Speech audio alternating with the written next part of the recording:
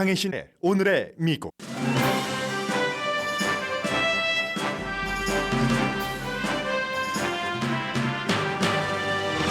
캠프 데이비드에서 한미일 정상회담이 시작됐습니다. 바이든 대통령은 한국과 일본 지도자의 용기에 감사한다고 했고, 윤석열 대통령은 제도적 장치를 말했으며, 기시다 후미오 일본 총리는 역사의 전환이라고 강조했습니다. 3국 지도자는 2자 회담과 3자 회담을 한 뒤에 공동 성명도 발표합니다. 캠프 데이비드에서의 3국 회담은 2년 전에는 상상도 하지 못했던 일로 3개국 지도자의 정치 철학에 따른 결과이고, 이 회담은 중국과 북한, 러시아에는 부담감을 주고 한국과 일본 내부에서는 회담 시작 전부터 반발을 준비한 정치 그룹도 많습니다.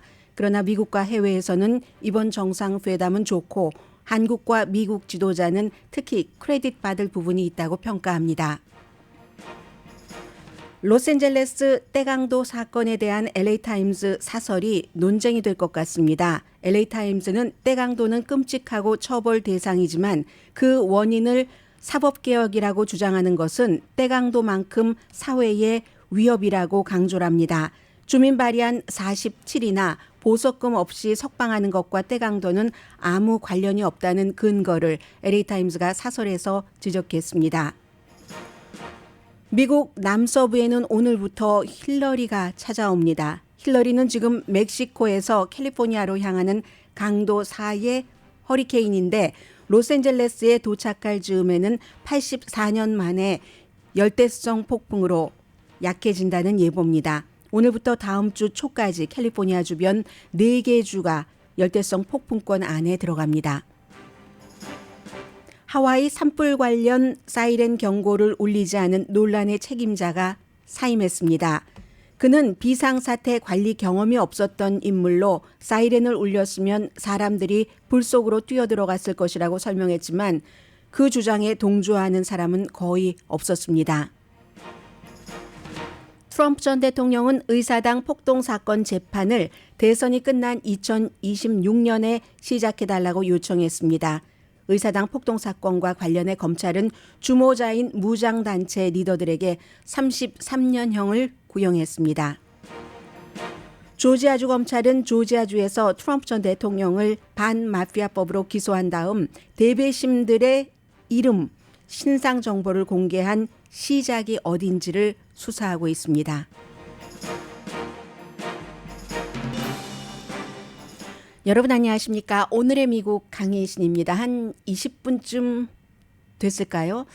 바이든 대통령, 또 윤석열 대통령, 기시다 후미오 일본 총리가 왜 캠프 데이비드는 미국의 대통령이 바뀌어도 바뀌지 않는 국가의 별장이죠. 그래서 캠프 데이비드 이 앞에서 막 사진 찍은 사진 같은 것 어디에 올리시는 분들도 많이 계시던데요. 캠프 데이비드라고 써 있죠.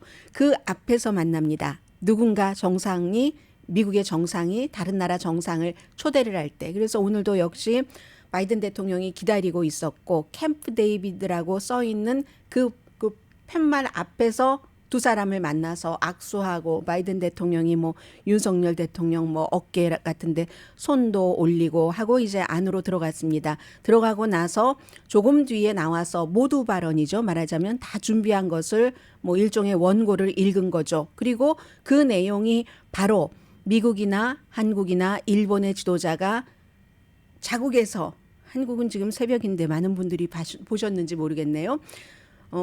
자국 국민들을 향해서 하는 얘기이기도 하고 세계를 향해서 하는 얘기이기도 하는 모두 발언까지는 끝냈습니다. 저는 이제 오늘 아마 첫 번째 섹션 끝나고 그 다음에 여러분들께 하나를 소개를 해드릴 칼럼이 있는데, 마침 또 그 칼럼을 쓴 워싱턴 포스트 칼럼니스트입니다. 그 맥스 부트라는 제가 좋아하는 칼럼니스트예요. 왜냐하면 합리적으로 글을 쓰니까, 주장을 하니까. 그분이 또 이제 이 세 사람의 모두 발언을 들은 뒤에 잠깐 그 한 얘기도 있고요. 그분의 오늘 워싱턴 포스트에 실린 칼럼도 광고가 끝나고 나서 전해드릴 것 같습니다. 그런데 이제 이 칼럼은 정상회담 한다, 정치적이다 하면 재미없잖아요. 근데 재미없지 않습니다. 듣는 사람에 따라서. 예를 들어서 여러분들 생각나세요? 이 말, 정치는 가능성의 예술이다. 독일의 비스마르크가 한 얘기잖아요. 이제 그렇게 해서 이 정상회담을 대입을 했고 정상회담을 하기 위해서 보통 사람들이 본인이 원하는 것을 이루기 위해서 얼마나 노력을 하고 좌절을 하고 그리고도 또 하는가 하는 것을 보여주는 칼럼입니다. 그러면서 이 정상회담이 어떤 뭐 의미가 있고 또 무엇을 이룰 수 있을까 하는 것, 그 내용은 잠시 뒤에 전해드리고요. 우선 뭐 세 나라 정상의 모두 발언부터 조금 들어보시겠습니다. 당연히 미국 대통령이니까 초대를 한 미국 대통령의 얘기부터 들어보시겠습니다. 바이든 대통령입니다. are stronger and the world will be safer as we stand together.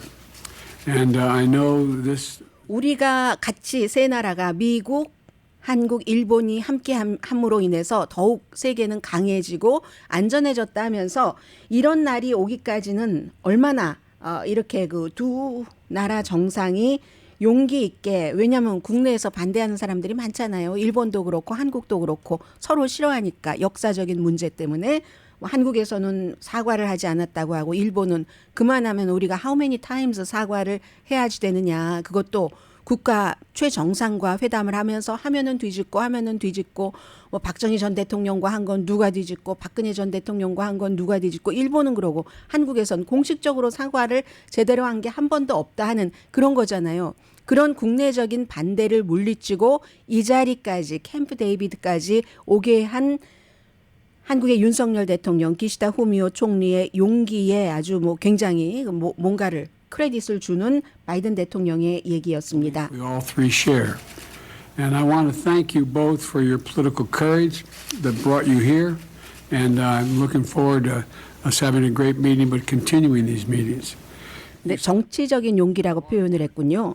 I would argue historic work to forge a foundation. 그리고 뭐 당연히 이제 역사적인 일을 해야지 되는데 뭔가 파운데이션을 만드는 것. And I'm deeply grateful for your leadership, and I look forward to working with both of you as we begin this new era of cooperation. 그 리더십에도 감사하고 두 나라의 정상과 함께 더 이제 큰 역사를 향해서 지금 뭐 일하는데 일단 이 캠프 데이비드에서부터 회담을 하자 하는 얘기입니다. 그리고 윤석열 대통령에게 마이크를 먼저 넘겼습니다. 윤석열 대통령도 오늘은 전부 그 준비해온 원고를 한국어로 읽고 한국 대통령으로서 외교니까요. 한국어로 공식적인 외교 무대니까 한국어로 읽고 영어로 이것을 다 그 통역이 영어로 하는 것을 미국에서도 그대로 실시간으로 방영을 했습니다.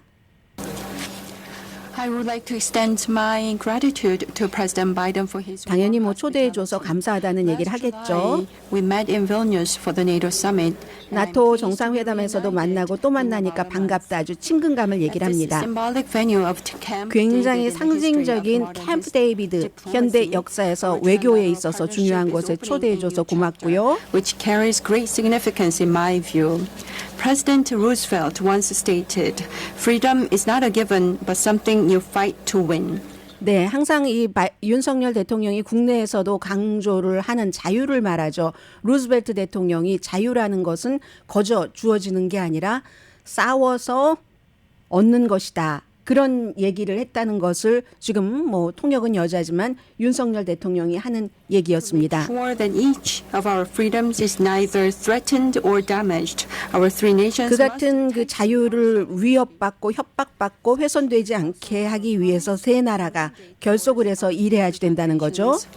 A stronger coordination between Korea, the U.S. and Japan requires more robust institutional foundations. 네, 세 나라가 더욱 강해지려면 미래 세대를 위해서 그 인스티튜션의 그 파운데이션을 강하게 해야지 된다. 어떤 그 제도화를 얘기를 하고 있죠.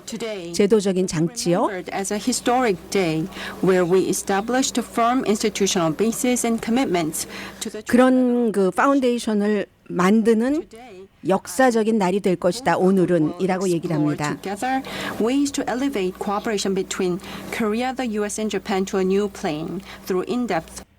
뭐 깊이도 있고 이 세 나라 간의 그런 그 관계를 만들어가는 것을 얘기를 했고 그 이후에 기시다 후미오 총리도 일본어로 얘기를 하고 일본의 통역이 그대로 말을 했는데 기시다 후미오 총리가 이 점에 있어서는 외교적으로 잘한 것 같습니다. 하와이, 마우이 피해자들에게 어떤 마음도 표하고 일본이 또 지원을 한다는 얘기도 했고요. 더군다나 이제 윤석열 대통령의 아버지가 돌아가셨잖아요. 비행기 타시기 전에 8월 15일 경축사 하고 나서 병원에 가자마자 뭐 조금 있다가 돌아가셨다고 하는데 거기에 대해서도 조의를 표한다. 굉장히 외교적으로 세련된 그런 그 첫 문장이었다고 생각이 됩니다. 기시다 후미오 일본 총리입니다.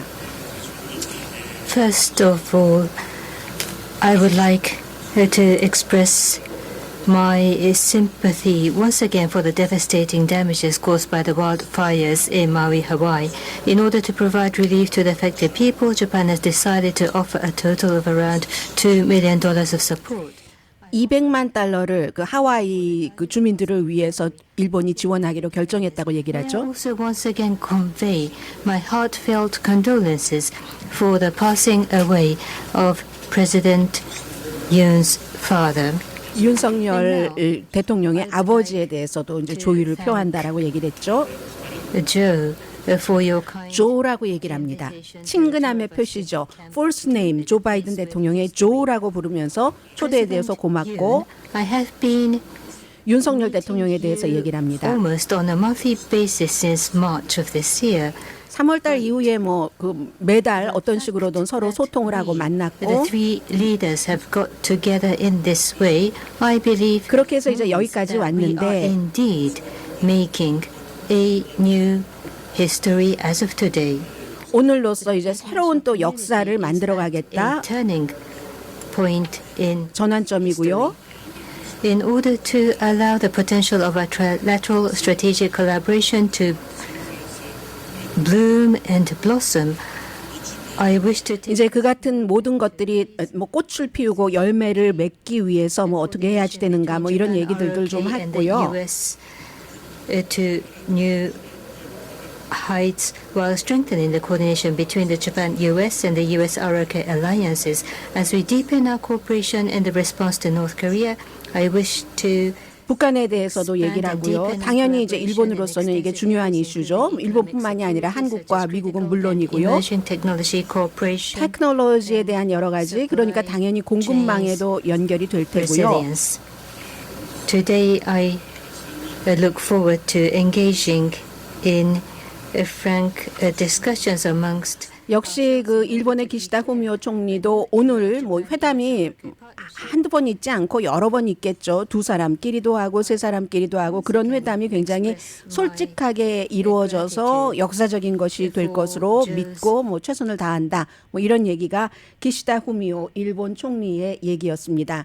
그리고 이제 외교관계위원회에서 연구를 하고 있고 워싱턴 포스트의 칼럼니스트인 맥스 부트 씨는 모두 발언이 끝난 뒤에 이제 바로 그 언론에 이렇게 얘기를 합니다. 이 정상회담에 대해서 맥스 부트 씨 Well, I think these are very positive dynamics. Something 굉장히 긍정적인 다이나믹이라고 얘기를 하죠. 몇 년 전에 상상할 수 없었던 of conflict between South Korea. 왜냐하면 한국과 일본의 역사적인 그 분쟁 때문에 overcome all those historical differences certainly 그 모든 역사적인 차이에도 불구하고 여기까지 왔다는 게 굉장히 중요하다고 얘기를 하고요. South Korea and Prime Minister Kishida of Japan, but I think it's also very much to the credit of Joe Biden. 물론 일본과 한국 대통령 크레딧을 받아야지 되지만 조 바이든 대통령도 크레딧을 그 받을 필요가 있다라고 얘기를 합니다. But he really swung for the fences with this unrealistic goal of getting North Korea to denuclearize. 트럼프 전 대통령도 그 북한과 회담도 하고 뭔가를 했지만 굉장히 비현실적인 목표를 가지고 접근해서 실패를 했고 그에 비해서 이제 바이든 대통령은 다르다는 얘기를 하고 있습니다. To bring two of our closest allies in Asia closer together. 아시아에서 가장 가까운 두 그 동맹국을 더 가깝게 묶는 이 같은 그 목표요. In the wake of the Russian invasion of Ukraine. 또 이런 일들은 러시아가 우크라이나를 침공하지 않았으면 좀 일어나기 힘들었을 수도 있다 하는 여기까지가 이제 일단의 모두 발언과 이 모두 발언을 들은 뒤에 전문가의 얘기였습니다. 어제 사실은 이 캠프 데이비드 그 정상회담이 시작되기 전에 굉장히 많은 매체들이 많은 얘기들을 했거든요. 그 얘기는 이제 잠시 뒤에 좀 전해드리겠고 말씀드린 것처럼 독일의 철혈 재상 우리는 예전에 그렇게 저처럼 나이가 많은 사람은 전기 읽으면은 꼭 한국에서 빠지지 않는 전기가 있잖아요. 윈스턴 처칠, 그리고 막사이사이 필리핀에, 또 뭐 비스마르크, 철혈제상 뭐 이랬는데 잠시 뒤에 이제 그의 말도 인용한 그런 것들 좀 전해드리겠고요. 외교와 정치를 외교와 정치로서가 아니라 외교와 정치에서 하는 그 성공하려는 과정이 사실은 우리 생활과도 똑같습니다. 처신이냐 처세냐, 그런데 그것도 아주 기술적으로 뭐 아주 뭐라고 할까요? 얄팍하게 하면은 얄미운 게 되고 아니면 성공하는 게 되고요. 잠시 뒤에 그런 부분 좀 전해드리겠고요.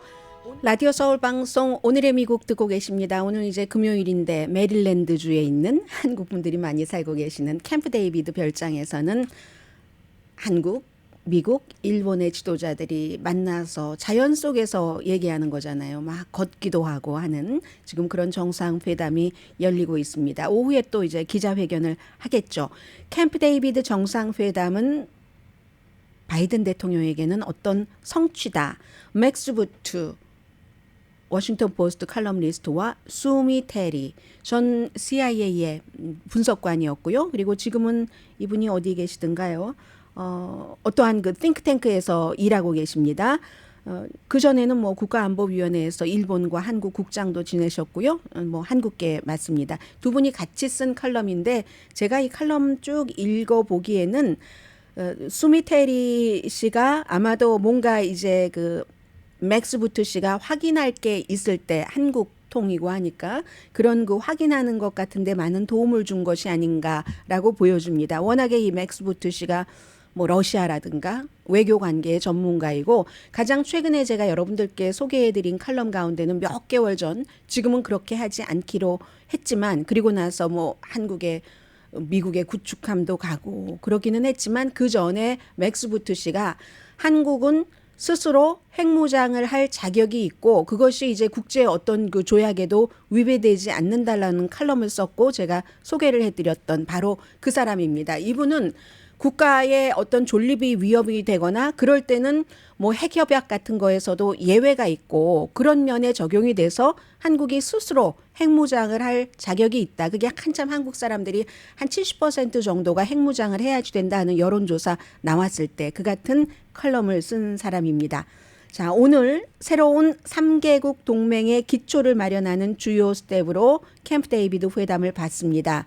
북한과 중국으로부터의 위협을 막고 러시아의 우크라이나 침공으로 인해서 세계가 불안정한 이때에 2년 전에는 이런 회담을 생각할 수 없었고 그런데 한국과 일본의 실용적인 리더가 역사를 뒤로 하고 그리고 또 바이든 대통령도 크레딧을 받을 만하다. 이 점은 미국의 많은 매체들이 지적을 한 겁니다.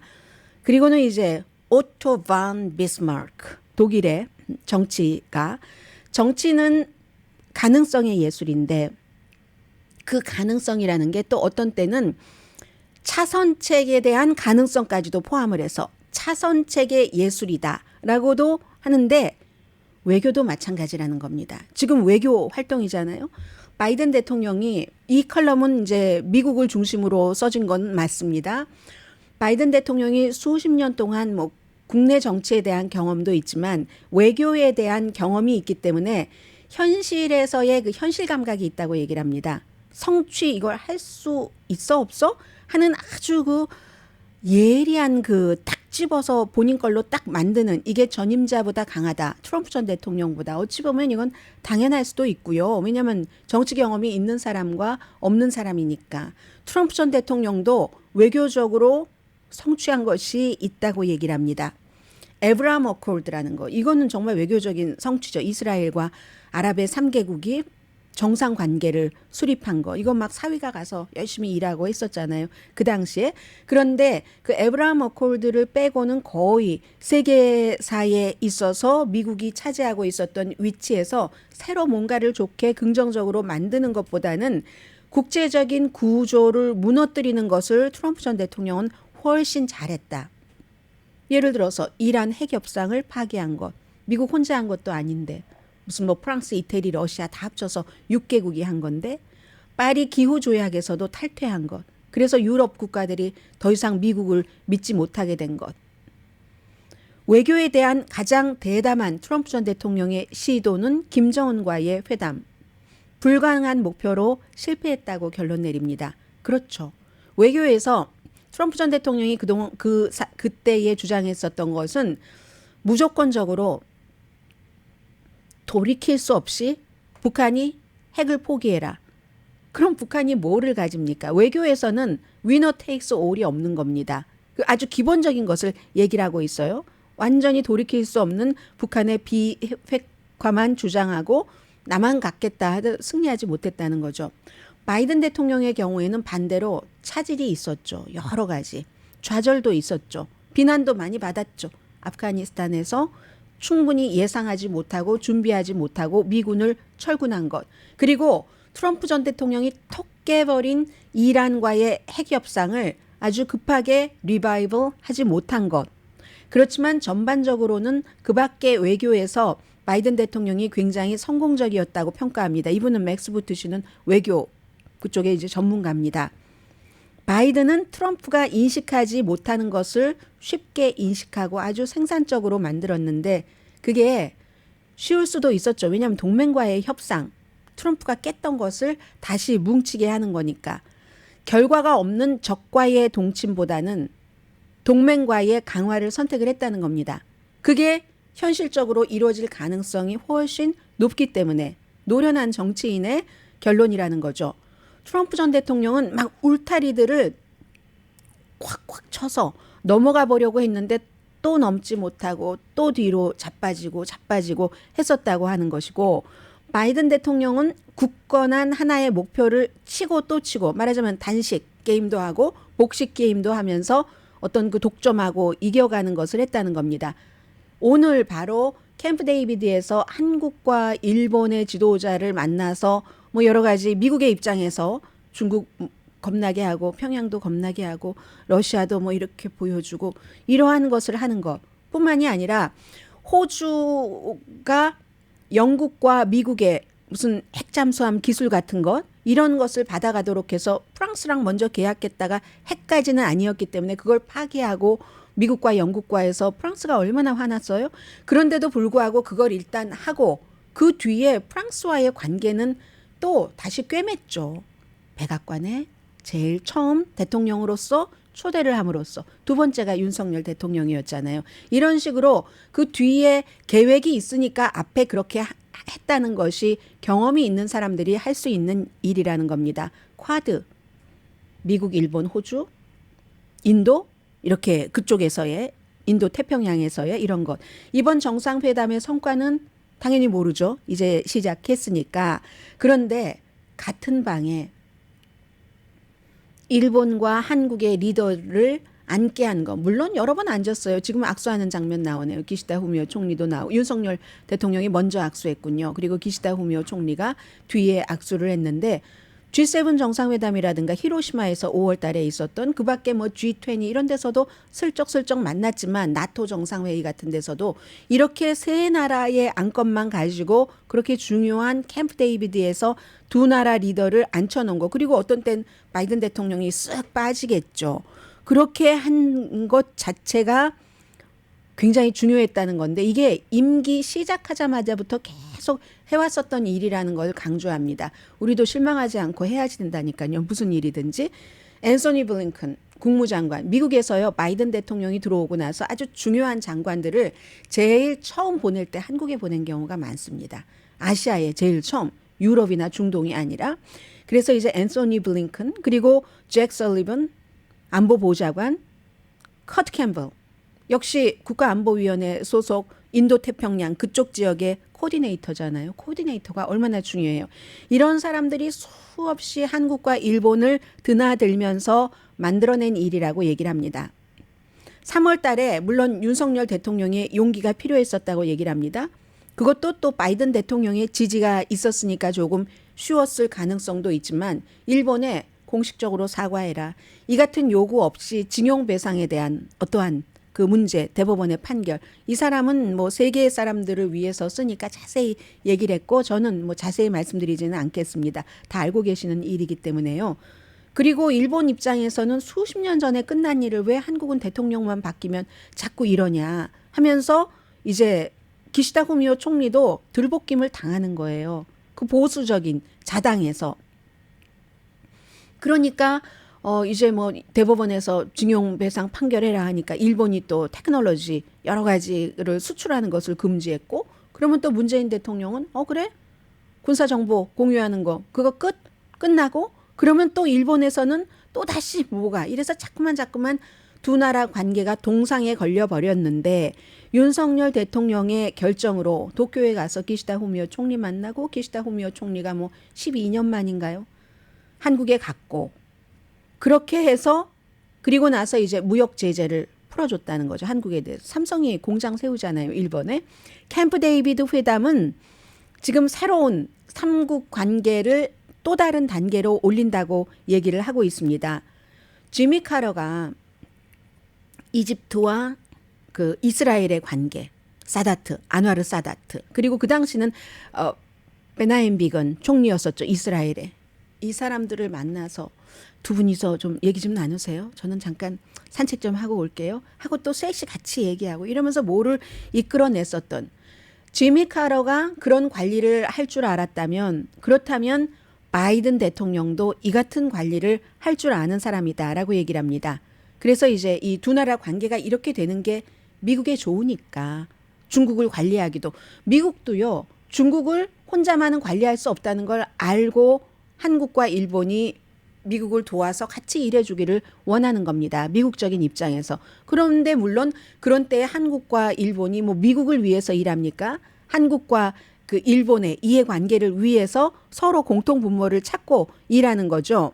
그래서 이제 우선순위는 3국의 군사훈련, 뭐 북한의 미사일 발사 정보 공유한다던가, 안보 문제, 경제 문제, 또 장기적으로는 미국에서는 미국을 중재자로 하지 않고 한국과 일본의 미사일 방어 시스템을 어떤 연결하는 거, 이걸 이제 해줘요. 좀 어깨에 부담을 좀 덜고 싶다, 이런 겁니다. 이게 이제 미국의 입장이고, 북한과 중국으로부터의 사이버 위협도 얼마 전에 일본에서 가장 그 강력한 그 방어막이 뭐 중국의 해커에 의해서 뚫려버렸잖아요. 가장 뭐 안전한 방어 컴퓨터 시스템이 뚫려버렸으니까 그런 것들. 그리고는 이제 경제와 군사 안보 강화도 당연히 아젠다죠. 한국과 일본이 인플레이션 삭감법, 이번에 이게 뭐가 나올지 모르겠어요. 캠프 데이비드 별장에서 지금까지 이제 윤석열 대통령이 별로 받아간 것이 없다는 게 한국에서의 평가니까 인플레이션 삭감법, 세금 감면해주고 하는 거, 북미에서 어떤 냈던 것만 하고 하는, 여기가 어떻게 될지 지금 모르겠고요. 그리고 한국과 일본도 베이징의 그 공급망 의존도 같은 거 줄이는 것을 원합니다. 이걸 이제 3국이 어떻게 할까? 한국과 일본이 무역 관계가 완전히 회복되고 나면은 마이크로칩 제조도 3국 간에 협력을 해서 할 수 있죠. 이 부분도 지금 윤석열 대통령이 약속을 받아갈 수 있다면 어느 정도는 타진을 해놓고 서로 이렇게 해놓고 가야지 될 그런 그 부분이 될 겁니다. 그렇게 되면은 이제 중국이 경제적으로 어떠한 압박을 하더라도 좀 견딜 수 있게, 좀 탄력이 있게 할 수 있도록 미국이나 일본이나 한국 정부요. 물론 중요한 도전이 있죠. 윤석열 대통령 지지도 엄청 약합니다. 기시다 후미오 일본 총리의 지지도도 마찬가지입니다. 갤럽의 여론조사 결과 64%의 한국인들은 일본과 서두르지 말아야 된다. 8%만이 일본이 뉘우쳤다, 사과를 했다라고 한국 분들은 생각을 한다는 겁니다. 그래서 이런 역학 관계 때문에 캠프 데이비드 회담이 중요하다는 거죠.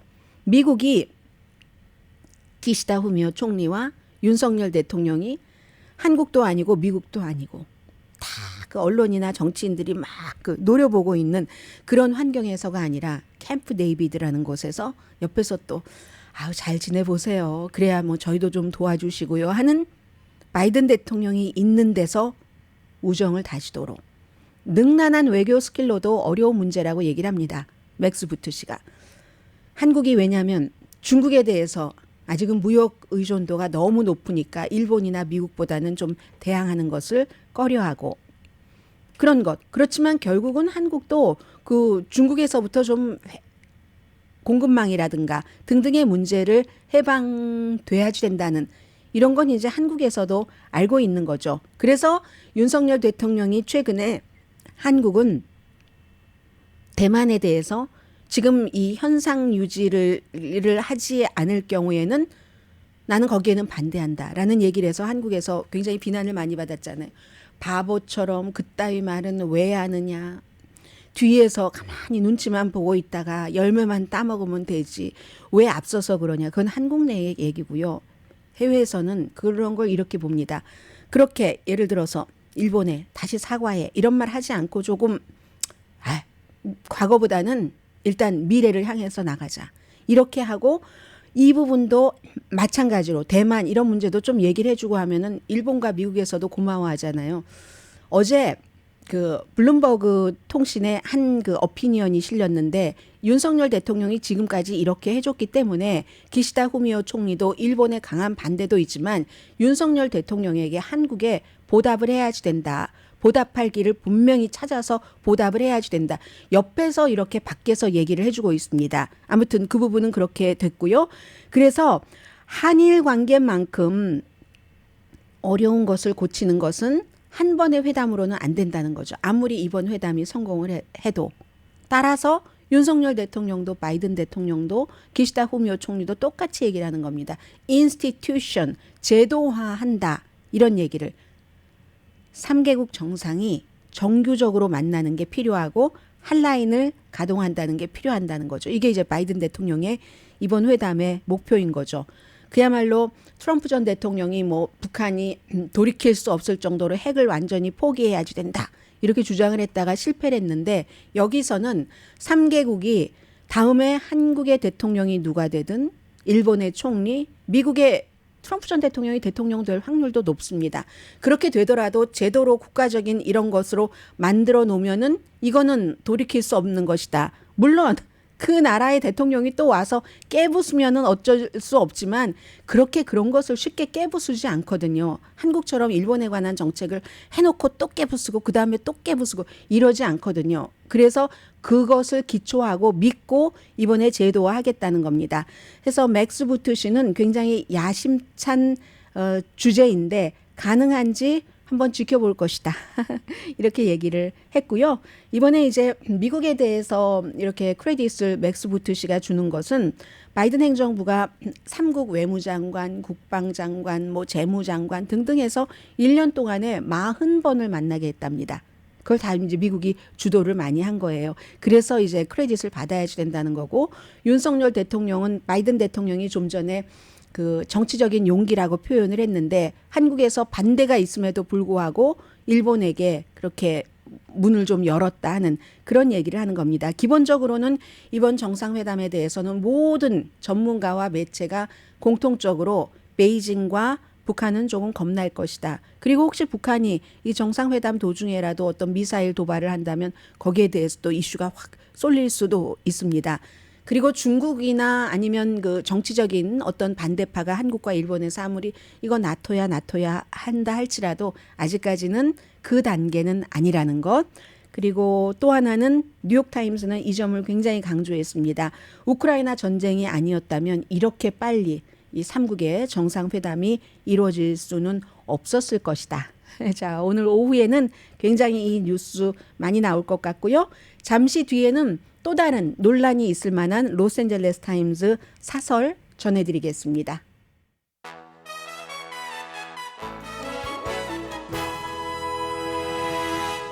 라디오 서울 방송 오늘의 미국 듣고 계십니다. 뭐 절도단이 다 갑자기 모여서 순식간에 아주 비싼 물건들을 확 매장해서 사람들이 있는데도 털어서 달아나는 그 플래시몹. 그리고 와서 막 밤에는 막 깨부수고 유리창 같은 거 가지고 가는 스매시 앤 그랩 이런 것에 대해서 어제 이제 캐런 베스 LA 그 시장도 뭐 특별 전담반을 만든다 하는 얘기도 했고 그 얘기하면서 여름에 조금 늘어날 것이다라고 얘기를 하더군요. 계절적으로 이 같은 범죄가 많으니까 그 뒤에는 잡힐 것이다. 왜냐하면 이게 꼭 캘리포니아주 안에서 있는 것도 있지만 외부인들도 있고 외국의 조직도 때로는 이렇게 연결이 되고 하기 때문에 뭐 어느 정도 뭐 근거를 지금 단서를 잡은 그런 케이스도 있고 해서 그럴 것이다 뭐 이런 얘기는 했는데요. 오늘 로스앤젤레스 타임즈는 LA의 강도 절도 사건은 그렇게 그 플래시몹 같은 것은 끔찍하지만 꼭 사법개혁에 의해서 일어난 것만은 아니다. 그렇게 얘기하는 그 공직자와 뭐 선출된 뭐 정치인이라던가 이런 사람들이 거짓을 말하고 있는 것이다. LA 타임스는 그런 주장이에요. 그런데 이제 저는 이 내용은 맨 뒤에 말씀드리고 앞에 이제 쭉 현상을 조금 말씀을 드리겠는데 간단히 말해서 프로포지션 47과 프레시몹 많이 일어나는 것이 왜 상관이 없는가. 보석금을 0달러로 하고 그리고 나서 보석금 제도를 없애서 이 프레시몹이 더 많이 일어난다. 이게 왜 근거가 없는 말이냐 하는 것을 로스앤젤레스 타임즈는 사설에서 주장을 하고 있습니다. 일단 이제 시작부터 쭉 해보겠습니다. 소매 스토어를 강타하는 플래시몹 수십만 달러 뭐 가게 주인들은 손실을 입었지만 그것보다 훨씬 많은 손실은 결국은 직원들 두려움, 손님들도 두려움, 두렵죠. 안 두려워할 필요 없다고 하는 것은 이건 거짓말이고요. 우선 삶의 질도 떨어지잖아요. 어디 가서 차 한잔 해도 되나? 그 몰 근처에 있는데 가서 그 몰에 정말 우리 딸아이가 좋아하는 그런 그 컵케이크를 파는데 내가 그거 사다 주러 가도 되나? 망설임. 엄청 마음도 불편해지죠. 그리고는 이제 점점 안 가면 쇼핑 지역, 공공장소를 황폐하게 할 것이고 물건 사러 갈 때 항상 2번 생각하게 되고 젊은 세대는 전혀 안 가게 되고 아니면 그런 위험을 설마 내가 갔는데 그런 일이 있겠어? 요행을 생각한다던가 선택의 여지가 없는 사람들, 인터넷으로 뭘 살 수 없는 사람들 이런 사람들만 가거나 삶의 질이 굉장히 떨어진다고 얘기를 합니다. 그리고 어떤 사람들은 이런 일이 있는 것을 경찰이 뭐 할 수 있는 게 뭐가 있겠어? 이렇게 보고 있는 사람들도 있는데 그것도 근거가 없는 주장이라는 얘기입니다. 문제가 사소하게 보는 사람들도 있는데 그게 뭐 얼만큼이나 일어난다고 그렇게 봐서는 안 된다는 거죠. 모든 현대 자유사회에는 새로운 형태의 도둑질이잖아요. 물론 갑자기 일어난 건 아니고 10년 전에도 있었지만 이런 새로운 형태의 도둑질을 하는 범죄자들에게 대응을 할 현대화된 장비와 법 집행관이 필요하고 있기도 하다. 뭐 소셜미디어를 모니터링을 한다던가 훔친 물건이 싸게 팔리는 그 경로를 추적할 수 있잖아요. 보관하는 창고도 추적을 하고 그리고 다른 로스앤젤레스에서만 일어나는 게 아니라 대도시에는 많이 일어나니까 뭐 시카고 등등의 법 집행관과도 연결을 해서 팁을 받고 이 플래시몹 스타일의 공격은 휴스턴도 있고요. 플로리다에 뭐 잘 사는 동네 잭슨빌도 있잖아요. 10년 이상 해온 그런 절도범들의 범죄이기 때문에 절도범들도 서로 배우지만 카피캣도 하고 저렇게 했어 전애들 우리는 여기서 이렇게 해야지.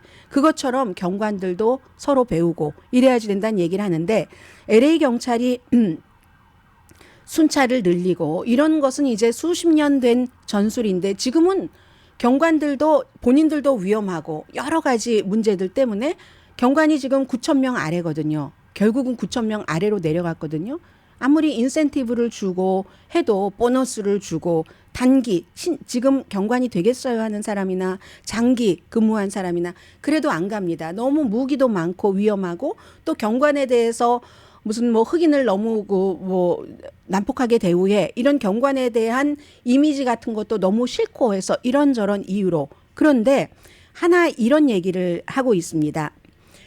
지난번에 그 토펜가 캐년에서의 그 노스트룸의 뭐 유명한 그런 그 스토어라든가 글렌데일 그 아메리카나에서 입생로랑 같은 데서 경관이 빨리 나타나지 않았다고 그거 실망하고 화낼 일이 아니라 오히려 안도할 일이다라고 얘기를 합니다.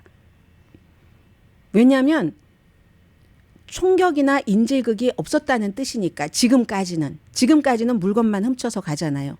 누구를 앞으로는 어떻게 될지 모르지만 막 협박하고 위협하고 하는 것이 없으니까. 그런데 절도도 이제 여러 가지 종류가 있어서 여기서 오는 것, 외국에서 오는 것, 지금은 이제 그 사이 왔다 갔다가 하다가 어떤 시절에 조금 줄어들었다가 여름철에 캐런 베스 LA 시장이 예상한 것처럼 늘어났다가 지금 팁이 있어서 잡으니까 줄어들 것이다 하는데 2021년도 할러데이 시즌에도 LA에 이 플래시몹 이 절도가 많았었는데 그때 다 체포했고 유죄가 됐고 지금 그 사람들은 수감 중이라고 얘기합니다. 그런데 로스앤젤레스 타임즈는 맨 마지막에 이런 얘기를 합니다. 더 위험한 것은 플래시몹과 같은 이 범죄를 저지르는 것도 위험하지만 일부 법 집행관이라든가 정치인이라든가 선출된 공무원이 근본적인 원인에 대해서 넌센스를 얘기하고 있다. 이건 LA타임스의 주장이에요. 아마 그 같은 넌센스를 주장하는 것은 정치적인 악감정에서 나온다던가 아니면 어떤 사람들은 그런 얘기를 듣고 무지하니까 단세포적으로 믿어버린다던가 하기 때문에 절도는 사법 시스템의 개혁의 결과다. 그 개혁이라는 것은 범죄자들에게 너무 관대하고 이거 다 진보주의자들이 한 거야. 그러니까 도시에만 저러잖아. 원래 범죄는 도시에서 많이 일어납니다. 그리고 시골에는 이런 비싼 이 스토어들이 없습니다. 주민 발의안 47을 얘기를 하는데 주민 발의안 47은 경범과 중범, 절도를 구분하는 액수를 $950로 해놨잖아요. 그런데 그 $950가 대부분 다른 주의 중범 제한보다 훨씬 높답니다. 작아봐야 다른 주는 $1,000에서 $2,500. 그러면 이렇게 프레시맙들이 입생로랑을 가고 구찌에 가는데 그 사람들이 걷어가는 게 $950밖에 안 되지 않는다는 얘기죠. LA타임스는 당연히 중범으로 취급하는데 왜 경범으로 취급하니까 이 같은 범죄가 늘어난다고 하느냐. 그리고 리디큘러스하다고 말도 안 된다고 얘기를 하는데 보석금이 없이 해서 범죄를 비범죄화한다라고 얘기를 하는데 캘리포니아주에서 비범죄화하는 것은 유일하게 마리화나뿐이다라고 얘기를 하고 있거든요. 지금 주민 발의안 47은 그렇게 말씀을 드렸고 뭐 본드에 대해서는 뭐 이게 부자는 풀려나고 가난한 사람은 안 풀려난다 해서 그 보석금을 없앤 이거에 대해서는 보석금이 없어서 저렇게 플래시몹으로 가담했다가 다시 나와서 풀려나서 또다시 플래시몹 절도를 저지른 그런 케이스가 없다고 로스앤젤레스 타임스는 그렇게 주장을 하고 있습니다. 그리고 플래시몹은 중범이지 경범이 아니라는 얘기를 하고 있어요. 그러니까 캘리포니아 주에서 어떤 정치 문제라는 것을 볼 때 이게 뭐 여러 가지 이유가 다 있겠죠. 물론 사법 시스템이 이렇게 관대하면은 조금 더 범죄를 저지를 수 있는 그러한 마음이 드는 것도 사실이겠으나 그게 전체적으로 이게 이렇게 관대해서 그렇다라고 말하는 것은 ridiculous하다는 게 LA타임스 사설이거든요. 검찰이 스매시 앤 그랩 범죄자를 기소하지 않는 것도 아니고 그리고 뭐 경찰력이 뭐 기금 삭감하지 않고 더 늘리고 하고 있거든요. 지금 로스앤젤레스. 그러니까 캘리포니아 주민들도 그밖에 여러 가지 이유가 있겠죠. 뭐 빈부의 차이도 있고 뭐도 있고 뭐 이런 여러 가지 이유가 있는데 지도자들의 정치적인 얘기로 무조건 진보 잘못이야. 이 같은 말도 안 되는 LA타임스 표현입니다. 말도 안 되는 소리와 두려움을 조장하는 소리는 이 넌센스는 계속 이어지고 있는데 이 같은 넌센스는 뻔뻔스러운 절도만큼 열린 사회를 좀먹고 있다. 캘리포니아 주민들은 경찰과 선출된 공직자들이 진실을 말하도록 하고 정확한 범죄의 원인 진단 이런 인식을 가지고 해야지 된다. 저는 오늘 LA타임스에서요. 그 점이 좀 아쉬워요. 사설에서. 그러면 왜 이렇게 플래시몹이 많이 일어나는가. 여기에 대해서 구체적인 대책에 대한 전문가의 의견을 좀 다음에는 좀 들어봤으면 좋겠는데 어쨌든 주민 발의안 47과 보석금 그것과 플래시몹이 일어나는 이유가 거의 전적으로 그 점이다 하는 것은 ridiculous하다는 게 LA타임스의 사설입니다. 2분 남았습니다. 제법 많이 남았습니다. 경험은 굉장히 중요하죠. 하와이에서 그 사이렌 산불 났을 때 울리지 않는 그 결정을 한 사람이 책임자가 어제 사임했거든요. 사임한 것은 페이스북에는 건강상의 사임이다 하는데 그게 아니죠. 이 논란 때문에 그랬겠죠. 험은 안다야. 이 사람이 어제는 이제 그 하와이 말을 인용을 해서 그 사이렌은 쓰나미에 딱 적합하게 만들어진 것이기 때문에 사람들이 불이 나는 산속으로 뛰어 올라갔을 것이다라고 했는데 사람들은 그렇게 말하지 않았습니다. 매달 한 달에 한 번 하는 이건 위험을 경고하는 거기 때문에 누군가에게는 많은 도움이 됐을 것이다 했는데 이 사람이 재난에 전혀 경험이 없던 사람이었더군요. 보니까 다만 전 마우이 시장의 비서실장이었다는 이유로 이렇게 비상대책 예, 관리연이 전혀 없는 사람이 관리 경험이 없는 사람이 돼서 그런 거고요. 그리고 로스앤젤레스에 84년 만에 처음으로 열대성 폭풍이 불 가능성이 높다는 거거든요. 오늘 내일 모레 사이에 현재 허리케인 멕시코 쪽에서 쭉 이쪽으로 오고 있는데 강도는 4인데 그게 열대성 폭풍으로 내려가서 폭우, 이번에 허리케인은 워러입니다. 폭우가 많이 내릴 거고 처음에는 사막의 단비이겠으나 나중에는 사람의 생명을 위협할 정도. 그러면 샌디에고, 로스앤젤레스 다 해당되고요. 캘리포니아 쪽 동쪽 해안뿐만이 아니라 이게 그 유타와 네바다, 애리조나까지 영향을 미치고 오늘도 뭐 바람이 시속으로 뭐 75마일 정도로 부는 곳이 있을 수도 있으니까 이 역시 기후 변화와 연관이 된 거죠. 저희 신문 이렇게 주시는 분이 계시는데 그분이 휴가라고 해서 어머 잘 지내? 이제 이렇게 얘기를 한 거예요, 오늘. 그랬더니 어디 비행기 타고 가려고 했는데 기다리라고, 대기하라고, 이 허리케인 때문에 그렇게 얘기를 했다고 하더군요. 주말에 잘 지내세요. 강혜신이었습니다.